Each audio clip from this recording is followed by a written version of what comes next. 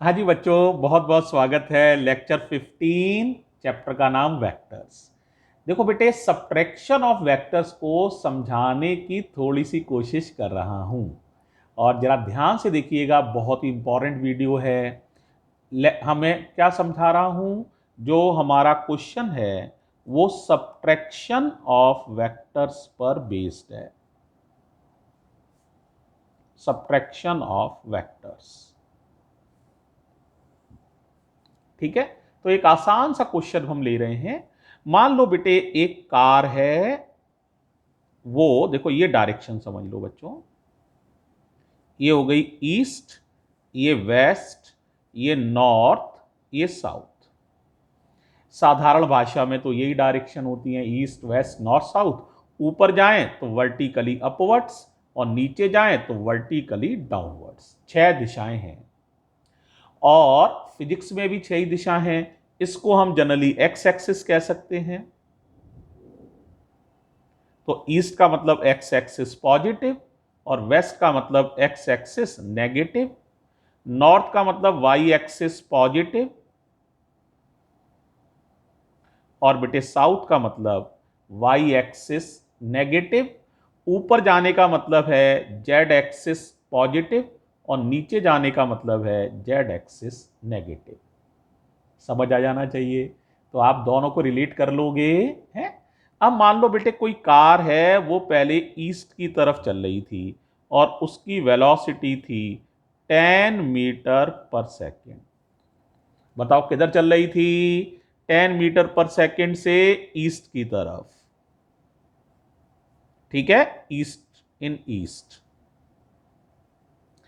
अब मान लीजिए बेटा, 2 सेकंड बाद उस कार ने टर्न ले लिया। तो टाइम कितना लगा? 2 second. Delta T time interval 2 second है, टाइम इंटरवल। और अब वो किधर चल रही है? मान लीजिए एक एग्जांपल लेते हैं। अब वो नॉर्थ की तरफ मुड़ गई और उसकी वेलोसिटी है 10 मीटर पर सेकंड इन नॉर्थ। तो अब V2 हो गया 10 मीटर पर सेकंड इन नॉर्थ। आसान सा है। अब मैं आपसे यहां एक बात और दे देता हूं कि जो कार का मास है वो मान लीजिए 1000 किलोग्राम है। मास ऑफ कार समझाने के लिए है। अब मैं आपसे कहता हूं, जरा ऐसा करिए, 3 चीजें बताइए, फाइंड करिए आप। क्या क्या फाइंड करना है? सबसे पहले तो पता करिए चेंज इन वेलोसिटी।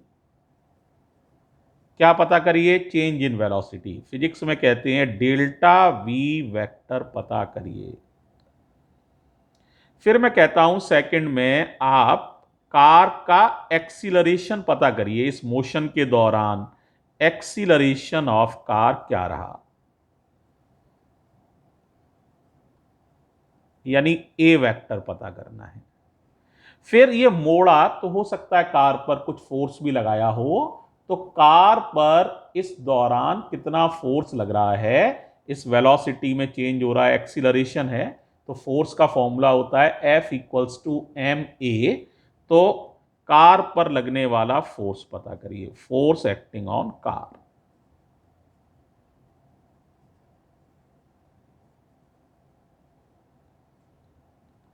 ये सवाल है, इस पेज पे सिर्फ सवाल ही लिखा है, अभी सॉल्यूशन की तो बात ही नहीं की।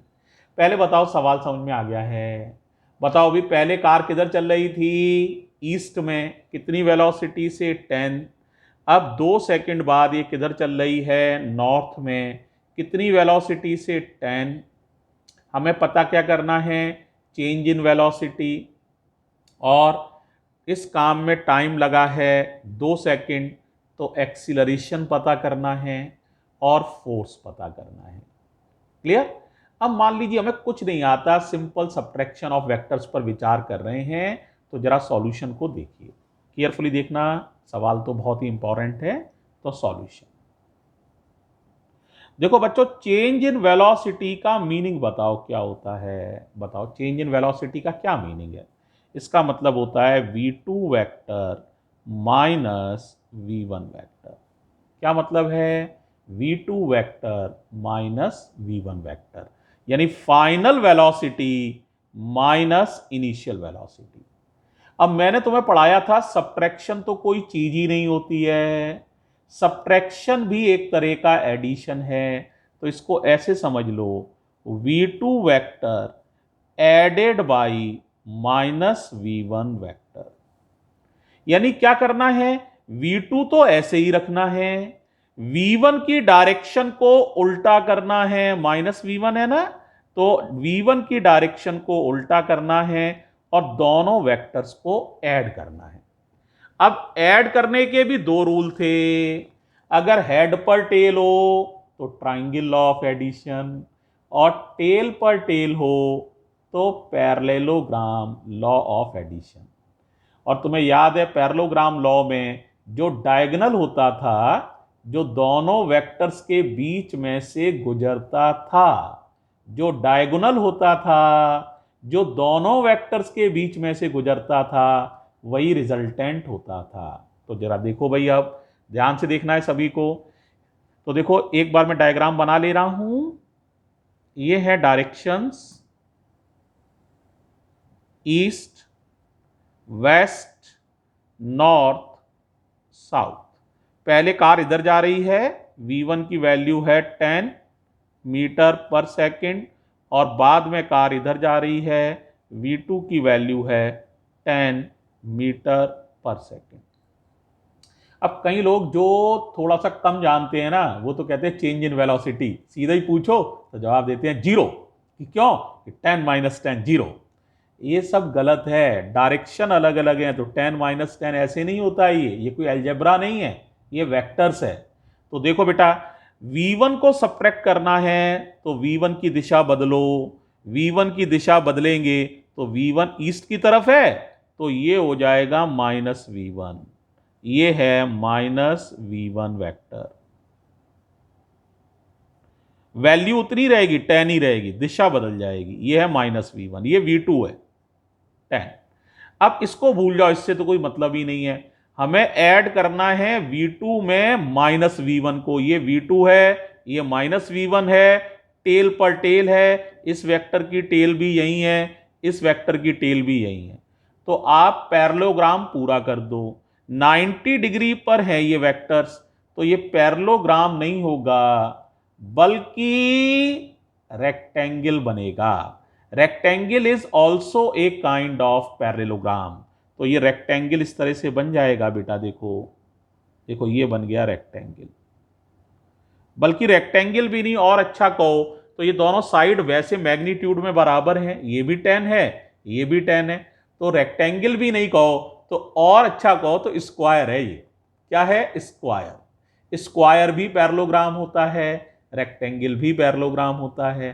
तो दोनों साइड बराबर हैं, ये भी साइड लंबाई में तो 10 है, ये भी साइड लंबाई में 10 है, तो ये क्या बन जाएगा, स्क्वायर। अब इसका डायगोनल लेना है जो दोनों वेक्टर्स के बीच से गुजरे, तो बताओ कौन सा डायगोनल होगा, ये हो गया डायगोनल ऑफ स्क्वायर। इसको निकालना पड़ेगा तुम्हें। यही है आपका v2 वेक्टर और v1 वेक्टर माइनस का ऐड हुए हैं, तो इसी का नाम है आपका v2 vector added by minus v1 vector, यानी v2 vector minus v1 vector या डेल्टा v वेक्टर। कौन सी लाइन, ये डायगोनल ही है डेल्टा v वेक्टर, यही निकालना है डायगोनल। अब ये डायगोनल निकालना तो यार बहुत आसान है, पाइथागोरस से निकल आएगा। डायगोनल कितना हो जाएगा, delta v under root, Pythagoras लगा लोगे, इसका स्क्वायर, लंबाई में ये भी 10 है, लंबाई में ये भी 10 है, तो 10 का स्क्वायर प्लस 10 का square, under root A square plus B square, under root v1 square plus v2 square. तो अंडर रूट के अंदर 10 का स्क्वायर प्लस 10 का स्क्वायर, या तो ऐसे निकाल लो, या कई बच्चों को 10th में याद भी होगा, डायगोनल होता है साइड रूट 2। कितना होता है, साइड रूट 2। साइड 10 है तो 10 रूट 2 आ जाएगा, यहां से भी देखोगे इतना ही आएगा। देखो 10 का स्क्वायर 100 हो गया, ये भी 100 हो गया, जोड़ोगे 200 हो जाएगा, और 200 का अंडर रूट लोगे तो ये हो जाएगा 2 इंटू 100, 100 का अंडर रूट 10 तो 10√2 मीटर पर सेकेंड। ये आ गया आपका डेल्टा वी। क्या आ गया? डेल्टा वी, 10√2 मीटर पर सेकेंड, डेल्टा वी ये निकल आया, डेल्टा वी। अब बेटे ये तो मैग्नीट्यूड निकला। कोई बच्चा ये कहेगा सर मैग्नीट्यूड तो नहीं, हमें तो डायरेक्शन भी चाहिए। तो डायरेक्शन के लिए इस एंगल को यूज कर लो। इस एंगल को जनरली हम बीटा कहते थे। तो बताओ यहां tan बीटा निकाल लोगे? tan बीटा होगा परपेंडिकुलर, परपेंडिकुलर ये वाली आर्म है। इस आर्म की लंबाई बताओ, लंबाई तो इसकी 10 है जितनी इसकी है 10, ये लंबाई है 10, जितना ये है 10 उतना ये है 10, तो 10 अपॉन बेस, ये बेस है, लंबाई देखनी है, माइनस मत कहना, ओनली 10 ही कहना, ये 10, तो 10 से 10 कट जाएगा 1 बार, तो बीटा हो जाएगा 10 में 1 किसकी वैल्यू होती है? 45 डिग्री की, 45, यानी ये एंगल 45 है, यानी नॉर्थ और वेस्ट के ठीक बीचों बीच, यही तो एंगल 45 है, नॉर्थ और वेस्ट के ठीक बीचों बीच। तो डेल्टा वी हो गया हमारे अकॉर्डिंग 10√2 मीटर पर सेकेंड और डायरेक्शन है नॉर्थ वेस्ट। तो बच्चों चेंज इन वेलोसिटी निकल आया है 10√2 मीटर पर सेकेंड, डायरेक्शन निकल आई है नॉर्थ वेस्ट। अब हमें निकालना है एक्सीलरेशन, सेकंड पार्ट। तो देखो एक्सीलरेशन कैसे निकालें, पहले बताओ एक्सीलरेशन का फॉर्मूला याद है? एक्सीलरेशन होता था delta we upon delta T, change in velocity upon time interval. Change in velocity है 10√2, टाइम इंटरवल है 2 सेकेंड। दिखा देता हूं, देखो ये लिखा था टाइम इंटरवल, दिखा, ये लिखा है डेल्टा टी 2 सेकेंड, तो वही लगा रहे हैं डेल्टा टी 2 सेकेंड लगा रहे हैं बेटा, है ना। तो देखो वापस जा रहे हैं, तो ये हो जाएगा आपका डेल्टा टी 2 सेकेंड, 2 से ये कट जाएगा 5 बार, तो एक्सीलरेशन आ जाएगा 5√2। एक्सीलरेशन की यूनिट होती है मीटर पर सेकेंड स्क्वायर। क्या यूनिट होती है? मीटर पर सेकेंड स्क्वायर।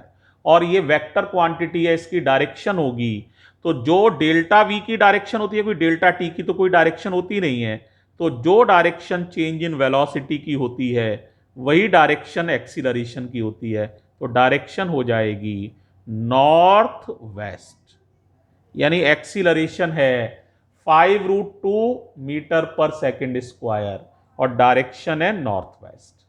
अब कोई बच्चा कहे सर फोर्स और रह गया, फोर्स बताइए। तो फोर्स का फॉर्मूला होता है F बराबर ma। क्या फॉर्मूला है? F बराबर ma।